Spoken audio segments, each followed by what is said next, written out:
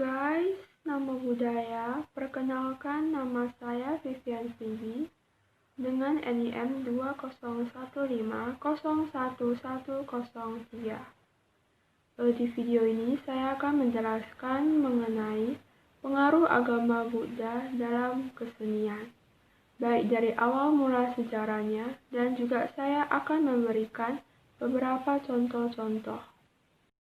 Pengaruh agama Buddha sangatlah luas dan mencakup banyak hal seperti tingkatan sosial, unsur masyarakat, dan juga kebudayaan.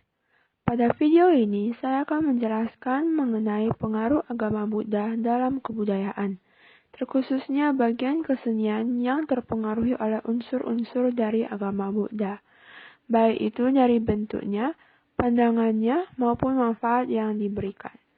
Karya seni ini meliputi beberapa media, seperti arca, relief, dan lukisan yang menampilkan Buddha dengan kisah kehidupan para tokoh Buddhis maupun benda-benda yang dikaitkan dengan praktik ritual Buddha. Pertama-tama, saya akan menjelaskan mengenai sejarah penyebaran kebudayaan yang dipengaruhi oleh agama Buddha.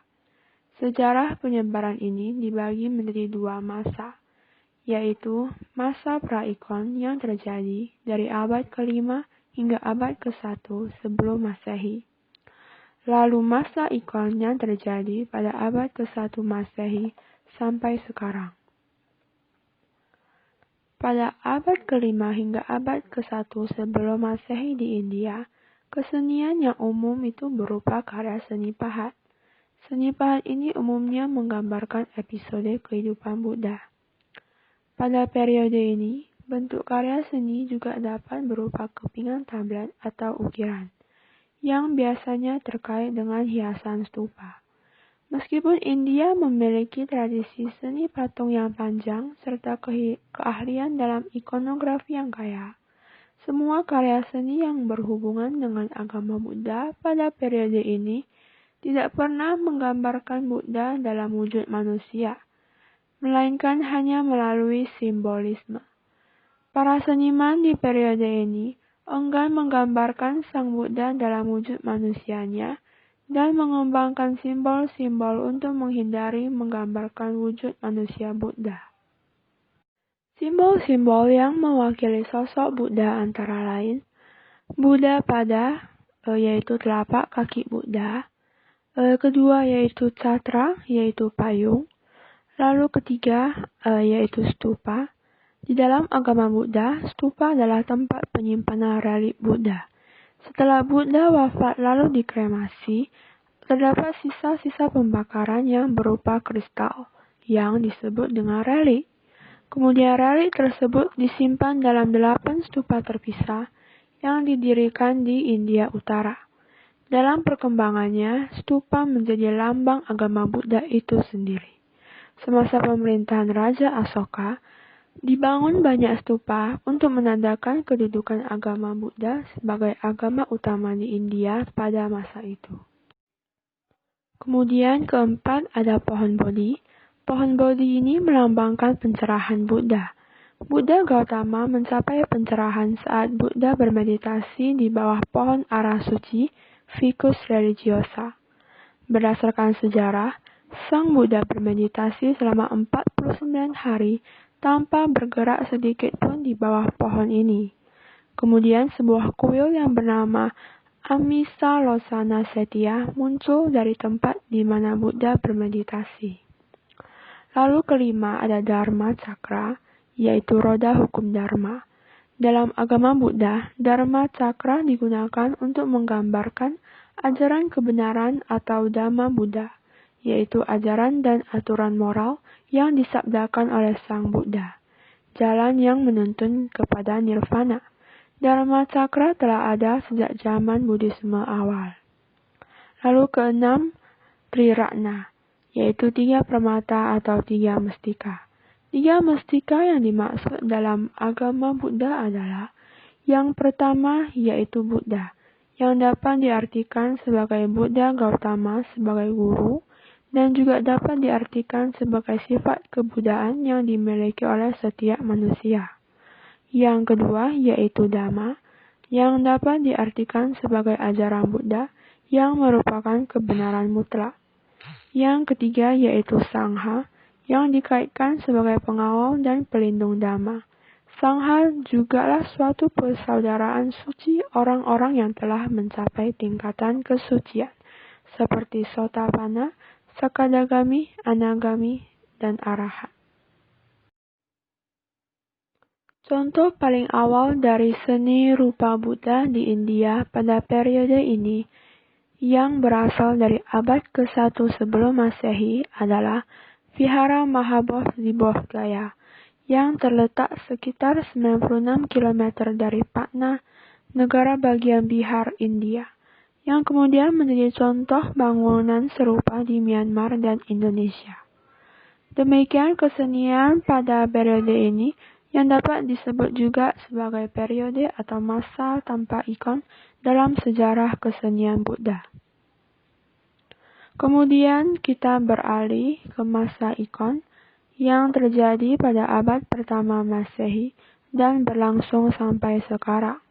Di masa ini, perwujudan Buddha dalam wujud manusia mulai muncul di India Utara pada abad pertama Masehi. Di masa ini, terdapat dua pusat perkembangan kesenian Buddha yang paling pesat terjadi, yaitu di Gandhara, yang kini terletak di provinsi perbatasan Pakistan Utara dan Afghanistan Timur, dan di kawasan Mathura di Uttar Pradesh di pusat India Utara. Pertama, kita akan membahas mengenai kesenian Gandhara. Seni rupa Gandhara sangatlah berkembang karena selama berabad-abad sudah bersentuhan dengan kebudayaan Yunani sejak penaklukan Alexander Agung pada tahun 332 sebelum Masehi. Arca-arca Buddha dari Gandhara menampilkan pengaruh artistik Yunani dan disebutkan bahwa gagasan manusia dewa sesungguhnya berasal dari budaya mitologi Yunani. Sebagai contoh, Herakles dengan jubah dan sawat kulit singa dijadikan sebagai model penggambaran Bodhisattva Vajrapani yang merupakan pengawal Buddha. Secara artistik, aliran seni patung Gandhara telah membantu mempelopori beberapa karakteristik khas pada perwujudan Buddha, seperti rambut ikal bergelombang, pakaian berjubah, sepatu dan sandal, serta hiasan seluruh bunga pada kesenian Buddha. Kemudian kita akan membahas mengenai kesenian Mathura. Kesenian Mathura lebih condong pendasarannya pada tradisi India yang kuat, dengan contoh penggambaran dewata dan makhluk suci seperti yaksa. Pada kesenian aliran Mathura juga mempengaruhi wujud rupa Buddha, seperti jubah yang menutup bahu kiri dan terbuka pada bahu kanan dari bahan muslin tipis, cakra pada telapak tangan, singgasana teratai, dan lain-lain. Seni Mathura dan Gandhara juga saling mempengaruhi. Pada masa keemasan kesenian Buddha pada periode ini, kedua pusat seni Buddha ini disatukan dalam Kekaisaran Kusan. Hingga kini masih diperdebatkan apakah perwujudan manusia Buddha itu lahir dari evolusi pada seni Buddha Mathura atau merupakan hasil interaksi budaya sebagai akibat dari pengaruh seni rupa Yunani di Gandhara. Hal yang menarik untuk dicatat bahwa ajaran Buddha banyak memanfaatkan seni plastis seperti seni pahat, seni patung, lukisan, dan literatur, tetapi amat jarang memanfaatkan seni musik dan tari. Pada abad ke-10, kesenian Buddha mulai memudar di India, sedangkan Hindu dan Islam terus berkembang di India. Lalu pada akhir abad ke-12, sisa-sisa kejayaan dari kesenian yang dipengaruhi oleh agama Buddha hanya berada di wilayah pegunungan Himalaya di India Utara. Seiring dengan penyebaran ajaran Buddha yang keluar dari India pada abad pertama Masehi, kesenian artistik originalnya berpadu dengan pengaruh artistik lainnya yang menghasilkan keanekaragaman progresif di antara negara-negara yang menganut ajaran Buddha. Penyebaran ajaran sekaligus perkembangan kesenian rupa Buddha terpisah menjadi dua arah percabangan, yaitu ada yang ke jalur utara dan ada yang ke jalur selatan. Jalur utara bermula sejak abad pertama Masehi. Aliran yang berkembang adalah aliran Buddha Mahayana. Penyebaran ini melalui jalur Asia Tengah, Nepal, Tibet, Bhutan, Tiongkok, Korea, Jepang, dan Vietnam.